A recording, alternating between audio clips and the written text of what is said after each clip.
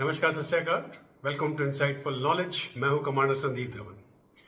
आज हम लोग बात करेंगे, एक बहुत गंभीर समस्या शुरू हो गई है बांग्लादेश में।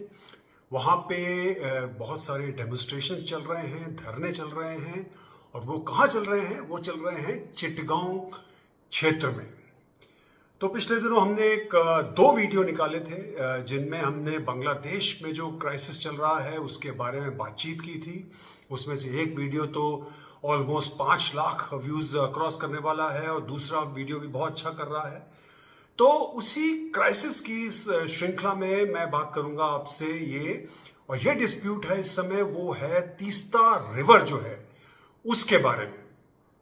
तो ये डेमोन्स्ट्रेशन शुरू हुए हैं कहाँ पे? और ये बड़ी अजीब सी बात है कि ये डेमोन्स्ट्रेशंस चल रहे हैं इस समय चिटगांव जो यूनिवर्सिटी है वो बहुत दूर है, जहाँ पे तीस्ता रिवर आके मिलती है। लेकिन डेमोन्स्ट्रेशंस वहां पे चल रहे हैं और कह रहे हैं कि वहां पे यूनिवर्सिटी में एक रंगपुर डिवीजन है और वो लोग कर रहे हैं। तो यस, रंगपुर जो है वो नॉर्थ ईस्ट की तरफ कह लीजिए बांग्लादेश की तरफ पड़ता है, और जहां पे तीस्ता रिवर वहां पे एंट्री करती है।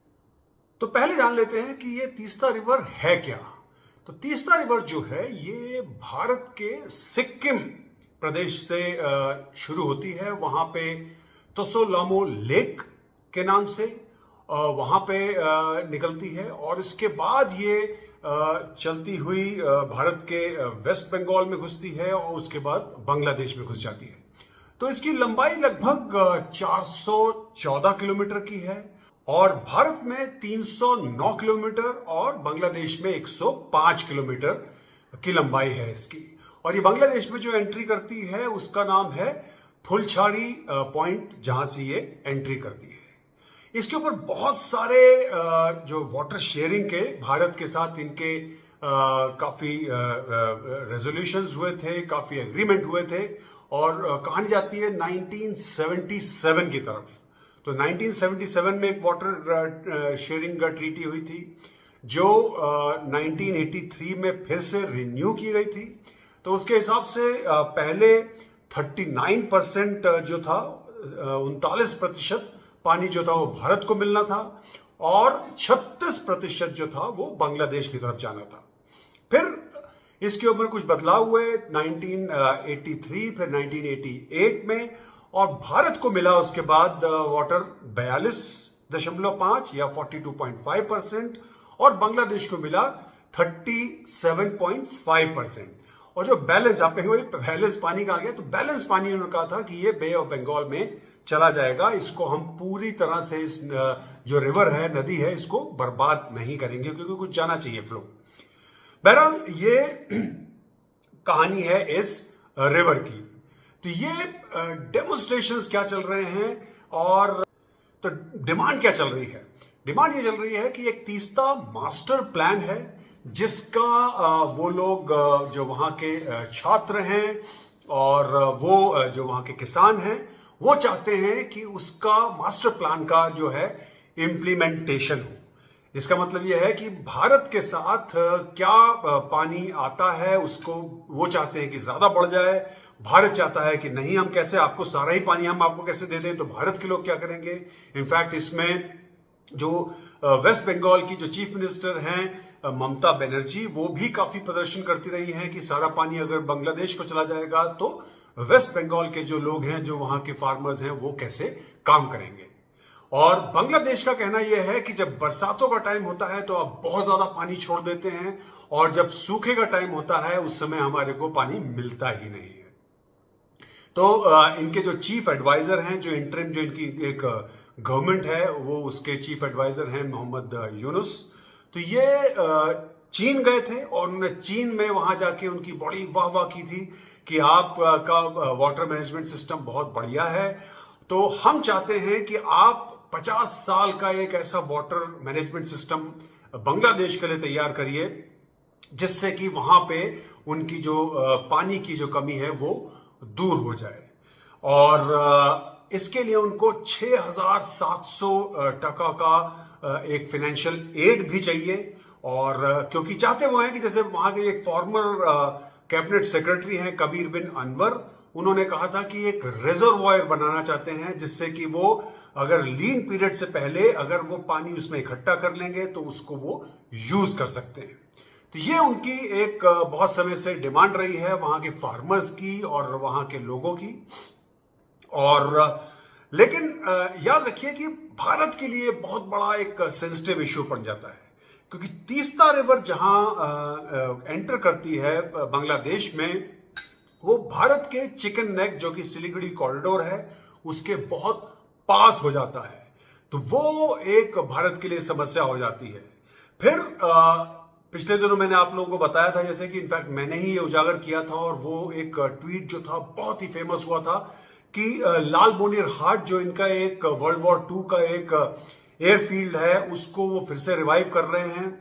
और करीब 4 दिन पहले वहां के जो आर्मी चीफ हैं उन्होंने लाल मोनिर हाट का एक दौरा किया था और ठाकुर गांव करके एक वर्ल्ड वॉर 2 की दूसरी एक एयरफील्ड है उसका भी दौरा किया था। और ये दोनों जो हैं भारत के सीमा से जस्ट 30-40 किलोमीटर ही दूर हैं। तो जस्ट इमेजिन करिए कि अगर चीन को ये तीस्ता रिवर मैनेजमेंट का ये पूरा प्रोग्राम मिल जाता है तो वो वहां पे, और अगर उन्होंने इसके ऊपर साथ में इनसे डील की कि हमें ये दोनों एयरफील्ड्स भी दे दीजिए, और आई एम नॉट सेइंग, मैं ये नहीं कह रहा कि वो वहां से अपने फाइटर प्लेन उड़ाने लग जाएंगे, लेकिन वहां से वो अपनी लिसनिंग पोस्ट लगा सकते हैं, वहां से वो भारत के ऊपर नजर रख सकते हैं, चाहे वो चीन हो चाहे वो यूएसए हो। पूरा वेस्ट बंगाल, पूरा नॉर्थ ईस्ट जो है बहुत ज्यादा मुश्किल में आ जाएगा अगर वहां पे चीनी या यूएसए के लोग आ जाएं। तो क्योंकि इस समय वो प्रेशराइज कर रहे हैं चीन को कि आप ये Teesta management and restoration project को ले लीजिए और इसको चलाइए, तो ये भारत के लिए एक बहुत बड़ी समस्या बन जाती है। अच्छा, इसमें जो इनकी पहले प्राइम मिनिस्टर थी शेख हसीना, उन्होंने बहुत अच्छा वक्तव्य दिया था। उन्होंने कहा था कि हम चीन को नहीं चाहते हैं, हम भारत चाहते हैं कि भारत ही इस समस्या को सुलझाए, और इनफैक्ट हम चाहते हैं कि भारत इस जो तीस्ता मैनेजमेंट एंड रेस्टोरेशन जो प्रोजेक्ट है इसको टेक ओवर करे और इसमें बांग्लादेश की हेल्प करे। और याद रखिए कि भारत ही कर सकता है, क्योंकि ये रिवर भारत से ही जा रही है और इसके साथ इसका मैनेजमेंट और उनकी जो हेल्प करनी है वो दूसरी या तीसरी कोई पार्टी बाहर से आके नहीं कर सकती है। तो अगर वेस्ट बंगाल का ऑब्जेक्शन है तो बिल्कुल सही ऑब्जेक्शन है और बांग्लादेश को इसको समझना चाहिए। तो इसमें दो मुद्दे आ जाते हैं, एक तो आ जाता है इस प्रोजेक्ट का मैनेजमेंट, और दूसरा आ जाता है भारत के लिए वो है सिक्योरिटी कंसर्न। तो इसमें उनको सोचना चाहिए। और साथ ही याद रखिए कि जिस तरह से मोहम्मद यूनुस ने चीन के बारे में कहा, उनको प्रेस किया उनके वाटर मैनेजमेंट के बारे में, तो चीन जो है लगता है उन्होंने या तो स्टडी नहीं की थी या क्या उनकी मजबूरी थी या उनको कोई प्रेशर था, क्योंकि चीन जो है वहां पे वाटर मैनेजमेंट जो है इस समय बहुत बुरी हालत में है, जहां पे पानी नहीं आ रहा है। इनफैक्ट जो बीजिंग का जो क्षेत्र है वहां पे रेगिस्तान जो है धीमे धीमे बढ़ता जा रहा है और उनके पास पानी है नहीं, और उनका जो रिवर्स हैं वो हाईली पॉल्यूटेड हैं, और उनका जो पूरा वाटर मैनेजमेंट सिस्टम है वो बहुत ज्यादा इस समय क्राइसिस में है। तो भारत का भी नाम उसमें आता है इस समय जो वाटर स्केर्सिटी वाली जो कंट्रीज हैं, लेकिन चीन का नाम भी आता है। तो उनको जो प्रेस किया उन्होंने वो बहुत ही एक गलत तरीके की उन्होंने बात की, और वो उसके अगर झांसे में आ गए या किसी प्रेशर में आ गए तो वो बहुत मुश्किलों का सामना करने वाले हैं। तो इस पूरी समस्या का जो समाधान है वो दोनों देशों को करना है, ना कि चीन के साथ बांग्लादेश को मिलकर कर लेना है, क्योंकि इवेंचुअली जो है वो पानी जो है वो भारत से ही आएगा। तो इस तरह के धरने और इस तरह के एंटी इंडिया स्लोगन लगाने से कुछ नहीं होने वाला है। कूल हेड से काम करना पड़ेगा उनको वहां पे, और जिम्मेदारी के साथ काम करना पड़ेगा, ना कि भारत को दुश्मन बना के काम करना पड़ेगा। So thank you so much for listening. नमस्कार, सत श्री अकाल, मैं हूं कमांडर संदीप धवन।